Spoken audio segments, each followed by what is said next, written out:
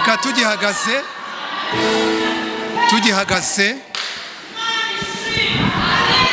tugihagaze n'ukuri tugihagaze reka dushima Imana.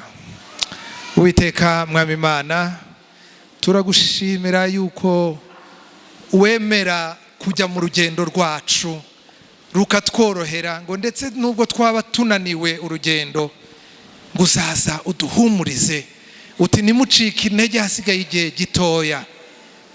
Izina ryawe rihabwe icyubahiro.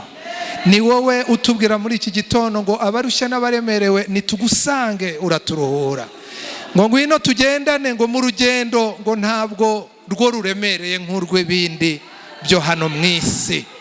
Ngwino utuganirize uyu munsi, ngwino wongere udutere umwete na kuraje, ngwino utwibutse urugendo. Izina ryawe rihabwe icyubahiro kubwa Yesu Kristo umwami wacu, amen. Haleluya. Reka dukomere Imana amashyi. Haleluya. Imana ishimwe. Nongeye kubaramutsa mu izina ry'umwami Yesu. Nitwa Maurice Rukimbira, umupastori mu itorero Angilikani, kandi ndanezerwa cyane iyo nagize umugisha wo kuvuga ubutumwa, kubera impamvu nyinshi. Icya mbere, ntabwo ari abantu bose bajya bagira umugisha wo kuvuga ubutumwa imbere y'abantu, kandi hari ahantu hatandukanye nshobora kutemererwa kuvuga ubutumwa, atari uko ntabuzi, ahubwo wenda kubera impamvu zindi. Nigeze kubabwira ko hari n'ahandi tujya kuvuga ubutumwa nko mu bihugu byo hanze, bakakubwira ngo ariko ngo banza ngo utwereke aho wabuteguriye n'aho wabyanditse, hanyuma bakagira utuntu bakukosorera, bakabishyira no mu cyongereza wenda cyiza. Nuko rero ni umugisha. Hari abajene bajya batubwira ubutumwa, kabwana ariko ubu butumwa uyu muntu uzi ko yanabuvuga no muri stade muri Rwanda, shima Imana, wenda ugasa n'umupfuka mu maso, ntagire ipfunwe n'isoni ry'abantu ibihumbi n'ibihumbi, akavuga ashize amanga. Rero ubutumwa si uko buba budahari, ariko hari ibintu bijya bituma abantu batavuga ubutumwa. Iyo ni impamvu ya mbere. Impamvu ya kabiri ni uko iyo umuntu arimo gutegura ubutumwa, muri cya gihe kinini amara butegura, abwirwa byinshi n'Imana, hanyuma yaza kuvuga ubutumwa hano akaba agomba kuvuga biki, ndetse n'umwanya waba wakoreshejwe mu bindi tukumva turashaka kuba twabugabanya nanone, kaba twagira nk'ubutumwa bw'iminota nk'icumi. Ibyo nabyo umuvugabutumwa we aba yakuyemo ibye. Imana ishimwe. Ikindi kinezeza mu kuvuga ubutumwa ni ukubona abantu bumva amagambo y'Imana ahindura ubuzima bwabo. Umuntu wari urushye, umuntu wari uremerewe, umuntu wari ugiye nko kwimanika. Hari umuntu waririmbaga indirimbo, wari umuvugabutumwa mu ndirimbo, aririmba indirimbo nziza cyane. Hari n'izo najyaga mfata mu mutwe nkazinterpreta, zari icyongereza, ariko ngo bikamurushya. Umunsi umwe atangira kujya kuvugana n'abantu bashobora kugura amakasete ye n'ibikoresho bye, akabivamo. Agenda ahura n'umuntu aravuga ngo ngo mbese ni wowe Daniel Winan? Ni umuntu witwa gutyo. Ni wowe? Ngo naye naragushatse narakubuza, ngo nigeze kumva indirimbo zawe, ngo ndushye ndemerewe, ngo nenda kwiyahura, ngo kuba nkiri uyu munsi ni ukubera indirimbo uririmba. Haleluya. Ubutumwa tuvuga, iyo tugize amahirwe hakagira abantu buhindura, twebwe amajoro turara n'amamoto dutega tuje gutegura ubutumwa no gukora repetition, ubwo navuye ku muvugabutumwa wari hano ngiye no ku muvugabutumwa wo muri korari no ku muvugabutumwa mu ndabyo no mu bwiza bw'urusengero. Imbaraga bisaba iyo ubonye bigira akamaro wumva utakirushye, wumva utakiremerewe, kandi nyamara biravuna. Utabirimo, utari mu mpano ze, iyo abirebye akugira n'imbabazi akavuga ariko uzi ko uba waragowe, ariko niba hari ikintu kimera neza ni ukubona ubutumwa bugira icyo bumara, maze ukabona bihindura abantu. Wari ufite wari mu byaha akabivamo, uwari mu bwoba akabivamo. Hari abantu benshi bapimira ubukristo mu byaha, ariko ngo ko bagikora ibyaha. Ariko ngewe nkunda no kubupimira ko bakigira ubwoba, ko bagihagarika umutima, ko bakirushye, ko bakiremerewe. Ibyo byose binyereka ngo haracyari umurimo wo gukora, wo kuvuga ubutumwa. Turirimbye nk'uko nguko twaririmbaga, abantu bakananezerwa, bakagubwa neza, bakaruhuka. Twashaka tugataha, wasanga nyamara hari inkuru nziza abantu batahanye, maze bakajya bavuga nka ba bantu bigishwa babiri bajyaga mu nzira ijya Emawusi, bavuga ngo murabyibuka ukuntu imitima yacu yari ikeye. Ndabasengera nanjye nisengera ngo ibihe tumara hano bitume imitima yanyu icya, bitume imitima yanyu imererwa neza, bitume tumererwa neza, turuhuka. Tuba tumaze iminsi twirukanka, reka iki cyumweru kitubera umunsi wo kuruhuka. Turibanda ku butumwa bwanditswe na Matayo igice cya 11 badusomeye ku murongo wa 16 kugera ku wa 30. Nubwo harimo aho dusimbuka cyangwa kugeza yego, hanyuma turakomoza gato ku Baroma igice cya 7 nk'uko babidusomeye, ariko hari n'ihishurirwa tuza gusangira igihe kibidukundiye, riri muri Mariko igice cya 11 murongo wa 12 kugera kuri 14 no kuva 20 kugera 25. Ni ya nkuru, ibi byose umugani, ni ya nkuru y'ahantu Yesu yabonye umutini ufite amababi, hanyuma agiye kurebaho imbuto arazibura, agiye hanyuma arawuvuma. Hanyuma bukeye basanga koko waravumitse, warumye. Hanyuma Mariko akandika ngo kandi ntabwo byari igihe cyo kwera imbuto, ntabwo cyari igihe cy'umweru. Bavandimwe, reka mpere kuri iri hishurirwa. Naje gusanga abantu bashobora kubireba bakagira ngo Yesu yahohoteye uriya mutini, uriya muzabibu. Ariko muzabikorera ubushakashatsi namwe ngo ubusanzwe mu gihe ibindi biti bibanza amababi hanyuma bikazazana utubuto tukazana ibibuto n'ibindi, imizabibu yo ibanza utuntu tw'utubuto, wenda ntabwo ari two turibwa, biba bisaba ngo tuzakure, ariko utwo tubuto natwo tuba dushobora kuribwa.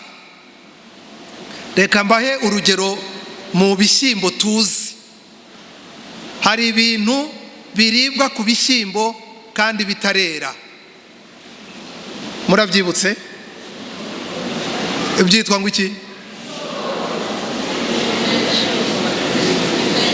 Okay, birabonetse n'ibindi, imishogoro n'imiteja. Uretse ko hari aho imiteja iba yarateganyijwe ko ariyo izaba finali. Ndashaka kwivugira ku mishogoro. Birashoboka ko ubona ibishyimbo, umurima w'ibishyimbo, ukajya kuwushakaho bagitera imbuto zirimo mu butaka, wajya gushakayo umushogoro. Ariko reba ugiye kubona ukabona hari ahantu maybe hari igicucu, ariko ukabona ho haje umushogoro, haje ibibabi. Hanyuma wajyayo ugasanga ibyo bibabi byakubeshye, ntabwo bishyitse ngo ube wabikoresha ngo bikugire akamaro. Ntibijya bigira akamaro. Uriya mutini, indi mitini ntabwo byari igihe cyo kwera, ariko wo wari ufite ibyo bibabi. Hano hepfo muri Kadirake no muri Kajeke no muri hahandi mu kiduruduru harya mu ruduruduru na muri bya bisantere bya hariya, ntabwo ariho abantu bajya gushaka imbuto, ntabwo ariho abantu bajya gushaka amahoro, ntabwo ariho abantu bajya gushaka umugisha. Umugisha abantu bajya kuwushaka mu rusengero, umugisha abantu bajya kuwushaka muri korari. Nzajya muri korari kuko niho mbona amababi. Ariko ngo wagerayo, wagera mu rusengero ukabiburayo. Yesu ageze ku mutini, ku muzabibu, asanga nta kantu kariho. Mugira ngo se nuko ngo yari ashonje? Yesu wajyaga anatunganya amafi n'umugati akagaburira 5,000. Mugira ngo nicyo kibazo? Ko atari igihe cyo kwera, ko hano hanze ari igihe cy'amafuti no kwirwanaho no kubingegera no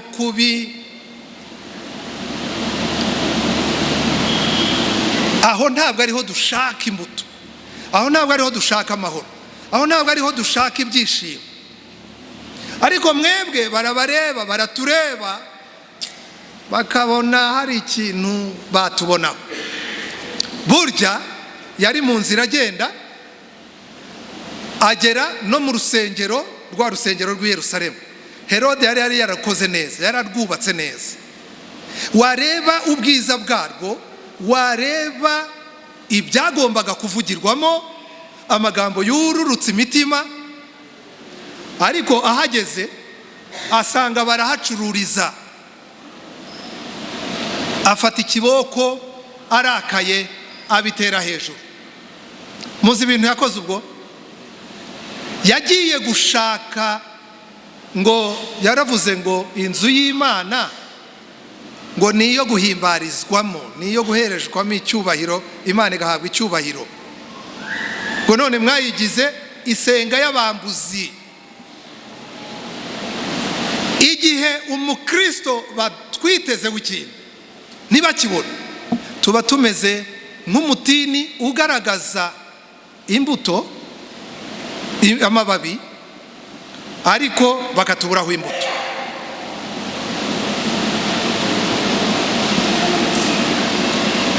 Kubera iki tutagaragaza imbuto?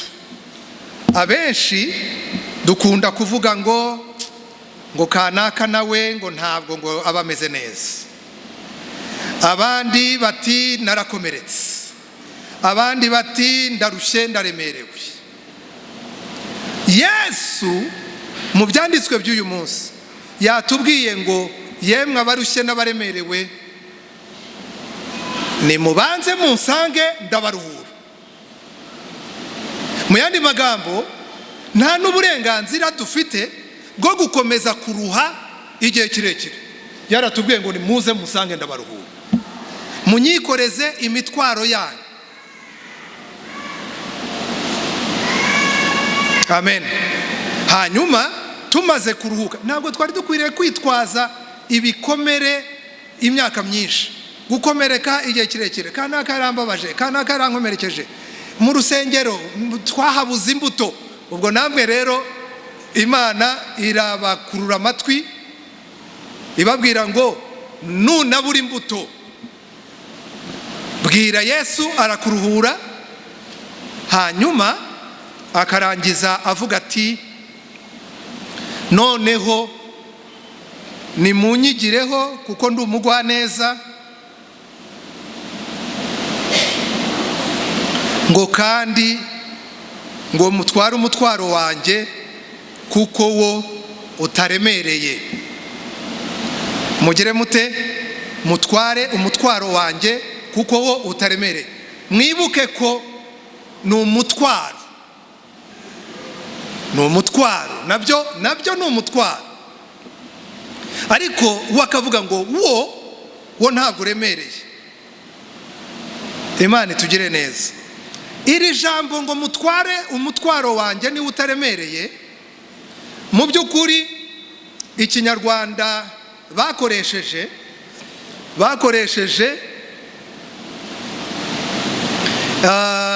ijambo umutwaro, ariko bari kuvuga ngo nimutware ikibaho, urubaho.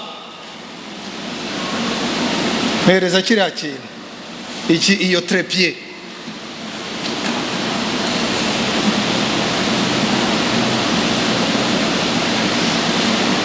Umutwaro, ngwino tukomezanye urugendo.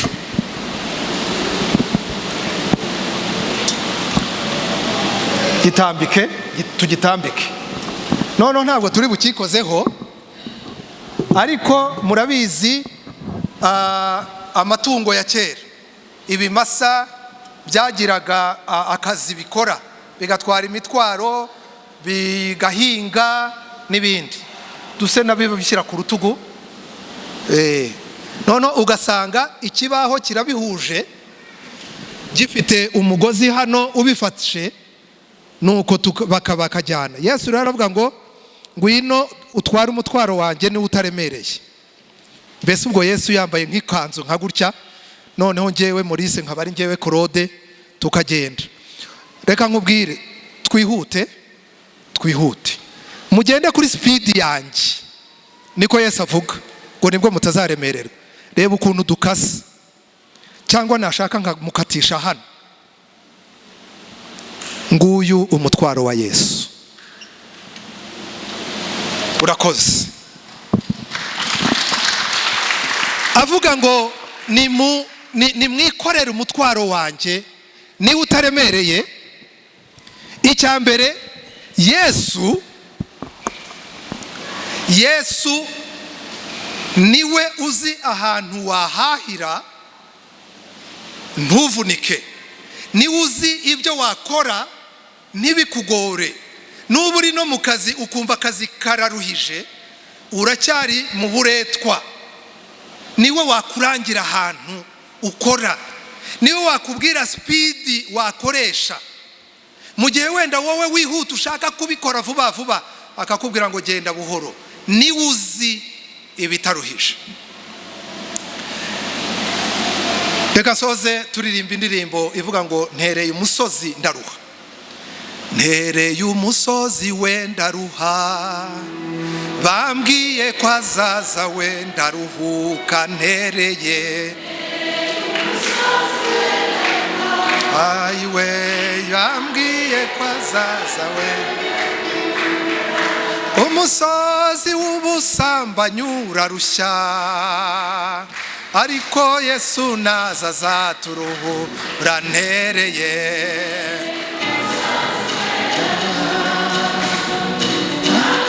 azaza wenda.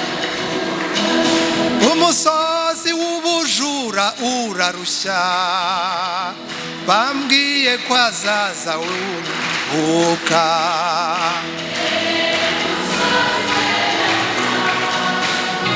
Bambwiye ko azaza wenda. Umusozi w'ubwibone urarushya, bambwiye ko azaza uruhuka.